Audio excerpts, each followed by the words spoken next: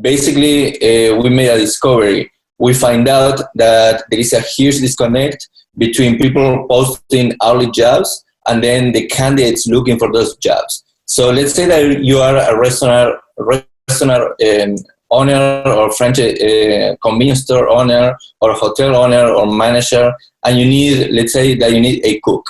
Basically, what people do today is they go to Craigslist, Indeed, Monster, and they post in all these traditional job boards, and they all work exactly the same.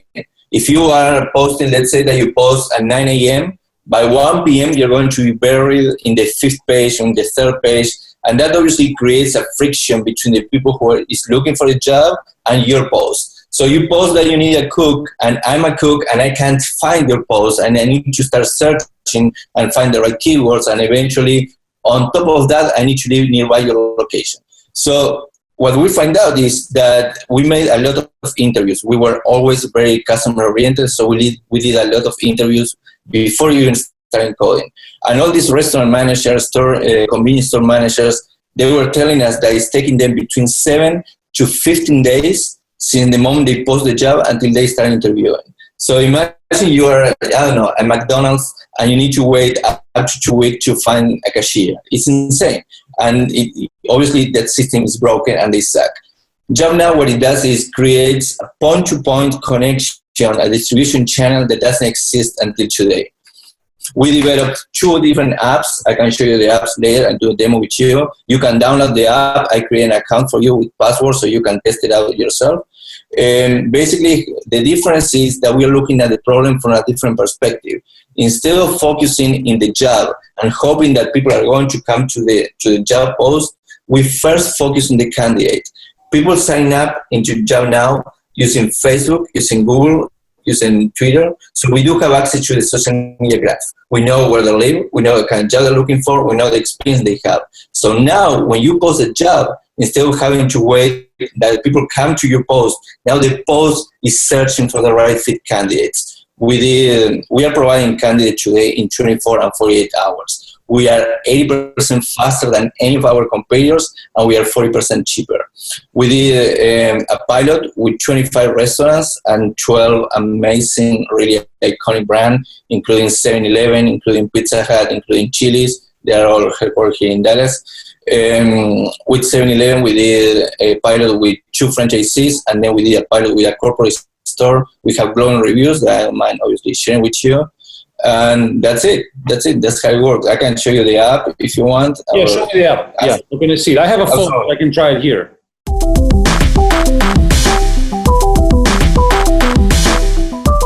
What's your role? You're the developer or who? I'm a software engineer. I am the CEO of the company.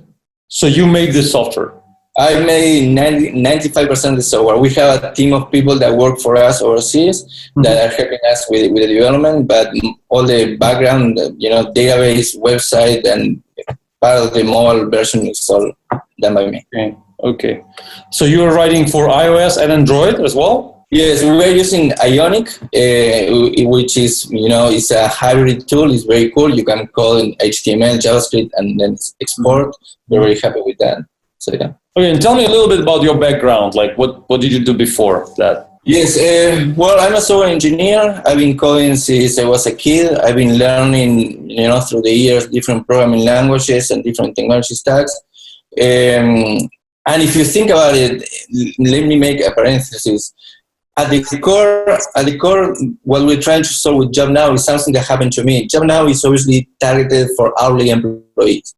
But because my background, and I know this is a problem with a lot of engineers out there, we're receiving job offers from companies with position that has nothing to do with our technology stack, with stuff that we don't want to learn, with stuff that are not interesting to us. Why is that happening? Why are all these recruiters sending jobs and jobs and jobs what, we're not interested in?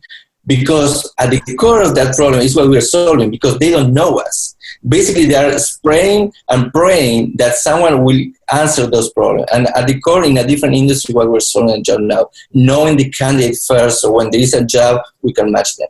I got that. And are you planning to make it more? I mean, this app. What's the long-term strategy? What's going to happen? Like, show me the big plan. It's going to be the app for restaurants and the hotels, or are you thinking bigger? So right now I'm having conversations with big chains restaurants. I had a meeting already with Seven Ventures. It's the venture arm from 7-Eleven. So we're going to start testing probably with more corporate stores. I having a meeting now with a company here in Dallas that they have more than 500 restaurants, and probably we're going to start testing with them as well. So the plan is, so far we have been laser focused in Dallas and Fort Worth. From those 25 restaurants that we did the testing, we placed 12 people, and we're very proud of that. So the goal is keep going to different cities here in Dallas, and once we have more cities and once we have more candidates, trying to go nationally. So you're just starting to sign contracts with the restaurants, and you're just preparing that. We have 3 paying customers, yes. They paid, but they haven't paid yet, right? No, they have paid, yes. They have everything, yes. And for how long are they paying? Like for how many months or weeks? No, we got like 2 months. For 2 months, they're giving you money? Yes. So you have revenue now? Believe it or not. So you have the revenue now? The money? Yes, we have the revenue. And how many jobs did they publish? What's the number? Well, they have published 4 jobs in the last 2 months. 4 jobs? Yes. And but you don't have candidates right now. Or do you have some candidates? No, we have 1,500 candidates in our database, in our own database. Oh, okay. Also, we have access to 500,000 candidates because we have strategic partnerships with the Texas Workforce Commission. And what's the situation with money, with investors, with how much you spend, how much you're looking for, where did you get money for to start all this? Like, give me some picture. So the whole goal is to raise 200K. This is not what I'm going to pitch it for you because I know that this system works, you do for 1 month. Yeah. But the idea is to finish the apps that we still need to finish. My goal in terms of accelerating growth is to integrate. Oh my God! I can't remember this. Oh, integrate Stripe. I'm sorry, I was trying to think. Integrate Stripe so anyone can post jobs, even if they are hourly jobs. Anyone can post those jobs. So I'm working. I'm 2 stuff that I'm working to accelerate growth. One is a dashboard that I want to develop so they can have analytics. The other one is for integrating Stripe so they can pay online and post a job. Everything very, very, very easy. And for that, I need money to keep paying the team that is finishing developing the app because we are running out of money. So I need to pay those people, but also try gaining more and more traction from Facebook. In the last months, sadly, because we are running out of money, I couldn't pay for advertisement to post those jobs. So it's a shame that one of the channels that we are converting more people, we are not really using it because lack of resources. So money is going to go into development, is going to be into advertisement /sales, and I'd like to hire someone that's going to help me more in the part of on the sales. And how do you estimate the market in general? Not in the size of the market, but in general, how many competitors and how big is the possibility that something similar will show up tomorrow from one of the competitors, like from big companies or maybe small startups? Like, give me an honest answer if you can. Like, how do you estimate that risk? Estimate the competition? Yeah, estimate like how possible that exactly the same solution we may get tomorrow from 5 different companies, or you think this is something which nobody can reproduce because of certain things, because of certain factors? It's a very good question. So basically, anyone could make a self-driving car. Everyone could make a search engine. Everyone could make virtual reality headset. So in terms of technology, I've been coding since I was a kid. So anything is replicable. Let's say we have the money for now for 1 month, and then maybe you have money for 2 months. But where are you what's the plan to get 200,000 or maybe $1 million? What's the strategy for finding investments, like really big money? Well, I think that as long we can say, okay, this was our goal, we hit the goal. This was our goal, we hit the goal. I mean, investors are obviously people who sometimes they have that kind of herd mentality. Once somebody put the money, the rest come. If we can prove all that on top of what have been done already, I think it's going to be much easier for us to reach other investors. Now you have 3 paid customers, and we need like tens of, or like dozens of them, or maybe hundreds of them to become bigger. So how exactly are you going to get there? I mean, how are you going to, sign up these guys? That's a good question. So far, all the customer acquisition actually was based on candidate acquisition. We haven't spent much time in customer acquisition because we know that the problem is there. So we kind of haven't leveraged that much, especially because if we don't have enough candidates, actually we don't have a product to sell. So now that the apps are out there, or is going to be out there, now that we're going to have money to increase our candidate base, now we can go start knocking doors. So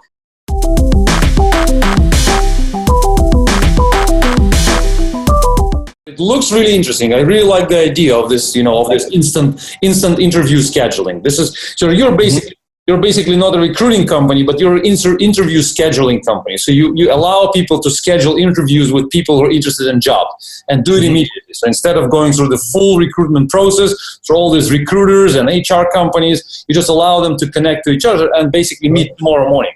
So that's really quick. It's really a solution for people who need like money and who need help and money tomorrow. Jobnow. Yeah, I totally get it. I love it. What I'm really scared about is that you don't have big investors on you backing you, and you don't exactly know how to get there, and you have the money which you're like going to spend intensively. That's a little bit scary. So it would be way more comfortable if you would say, I will finish all this Stripe, blah blah blah. I don't really need money for that. Right now it's myself. Yeah, what I need money for, but actually to get there to that investors or something like that, to get to the market. And that's what I'm trying to get. Because I really want to give you money. That's my situation. So I think you're an investable company. So you're in an investable position. So now I'm trying to find a way how to do it the right way. There are 2 things. First of all is, you have more experience in this, so I'm coachable. If you think that, okay, Roberto, I think that the right strategy is to do A, B, C, and D, obviously I'm going to listen to you. Just because you gave me money, you don't become, an ATM for me. I really hope, that I can count on your advice and expertise as well. This is a company that we have done a lot in 6 months, and we're going to do a lot more with money or without money. With money, we're going to do it faster. Without money, we're still going to do it.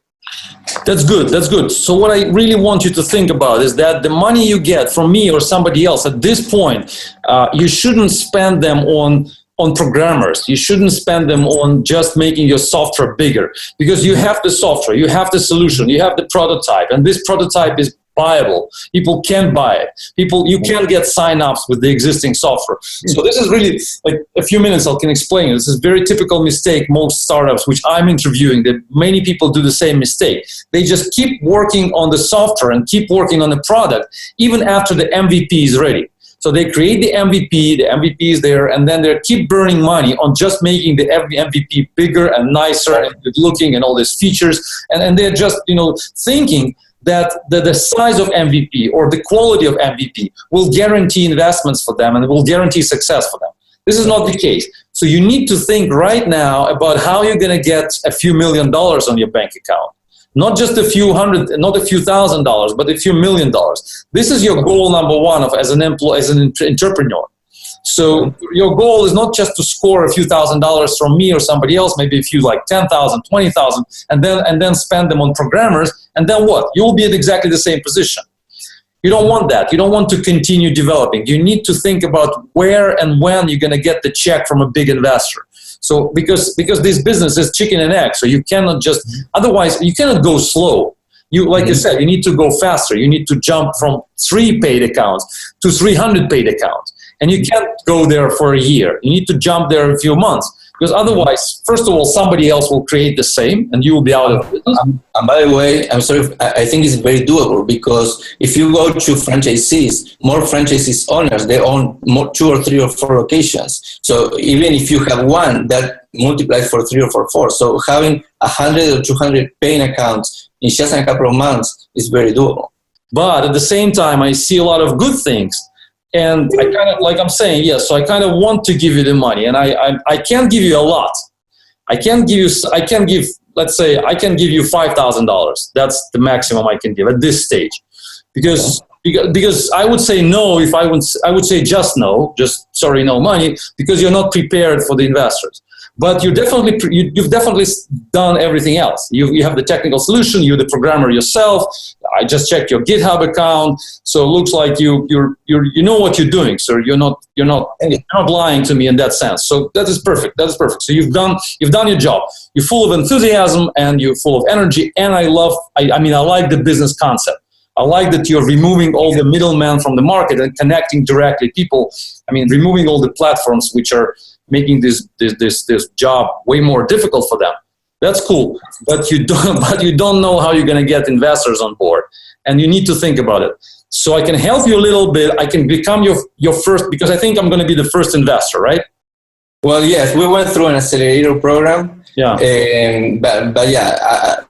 Besides that, you will be the first investor. So I'm going to be the first investor, which will help you to get more money, because you will be able to say to your bigger investors that, hey, we already have one investor. So somebody gave us money before. So we have a traction of this. It's like in the product. You're telling me, like, we have already signed up. We have already paid customers. So this is a good sign for me. Wow, they have progress. I'm not asking exactly how much money you made, even though you just made like 4 purchases and 4. It doesn't really matter, but somebody trusted you. Somebody gave you the money. The same here. I give you 5,000 and they will understand, okay, somebody gave 5, so how about we give 50? And how about we give 100? So you need to start going 50, 100, 200, 500, a million. So you need to start working on that. This is a parallel. This is a full-time job going to be for you. It's like you're doing software, like the software developing, like photographing or software developing. It's a full-time job. You will meet these guys. You will talk to them, and you will need to show them some results of your past. And this is going to be your first result. Mm-hmm. And I think that maybe you will be able to score bigger money, and you need to, because otherwise, in a few months, the company will die, right? Unless you raise more money.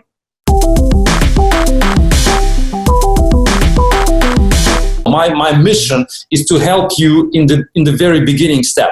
I'm not a big money person. I don't have like millions of dollars behind me. I just have a little small amounts of money which can help you to bootstrap you. So I help you. You go further. You find bigger money, and that will be my help will be really valuable for you if you manage to find bigger investors. They will definitely ask you about, like, what's your history, where you raised money before, and you're going to say, I spent my own money for that, and I found one investor, and I maybe found another investor. So that information will be valuable, very important for presenting you as a startup, not just a business which you're running by yourself, but you know how to raise money. This is very important. I can't control how you're going to use the money, so you can just spend them on buy your a nice, you can go to Vegas. Yeah, I can't control how you're going to use my money, but yeah, this is a strategy. But I really believe that you will not use them to pay programmers and and spend them on just developing stuff. You can do it yourself, but you better use this money to think, I don't know how exactly, but to go to bigger money. So think about that. This is the main goal for you. Not to acquire new customers, not to acquire new users, because, well, you can do that, but this is not the priority number one. The priority number one is you to go and talk to investors. You need to talk to 15 investors in the next month. 15, not just 1 or 2, but 15 different companies, and all of them will say something to you, like, we're not going to give you money because of this, we're not going to give you money because of that. But you need to make these meetings and talk to them, and eventually some of them will love your idea and will give you more. And ask them for different amounts, for different, give them some business plans. I don't know. But this is a full-time job for you. Okay. So my money will just help you a little bit. My money will just help you a little bit. Basically, you personally, to survive for a month or maybe a little bit more. So I think so. So for $5,000, you will just keep yourself personally running and continuing to do business. That's how I think. So I would recommend you not to spend too much on programmers, because, like I'm saying, in your position, I would suggest you to develop more by yourself on all these features and functions, because you can. and keep these programmers for the future. As soon as they have more money, then you can get back this team on board, and you will be able to pay them more. But right now, the core element of the business is you personally. So if you survive, if you stay motivated, if you stay interested in this business, using my cash and the cash you will get later, then the business is running, you know? So I want to help you personally, not your team, not your programmers, because they are replaceable. You know, we can find new programmers and we can replace the team. Yeah. But you, the creator, you developed that, you made it, you understand the idea, you understand the mission. So I want to help you personally to survive for months or more.